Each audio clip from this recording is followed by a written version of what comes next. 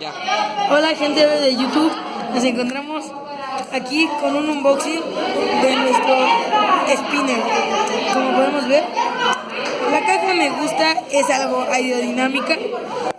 Tiene aquí, muy bien, vamos a proceder a abrirlo.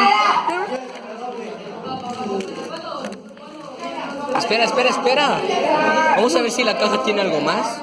La caja tiene algo más, veamos. Por lo que podemos ver, el interior es menos. No hay Solo tiene nada. una esta pero pues sirve como apoyar tu spinner. Tomamos el spinner. Aquí le falta una tapita, me la voló un compañero, pero no pasa nada. Como podemos ver, el dinero es dinero. Sí.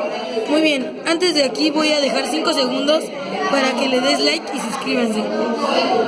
¿Ya le diste like? ¿Ya le diste suscríbete? Sigamos. Es hora, procedemos a guiar nuestro spinner. Esto está que mola.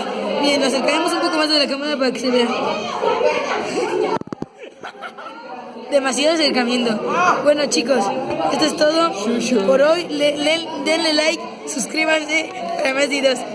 Suscríbete y dale like, suscríbete.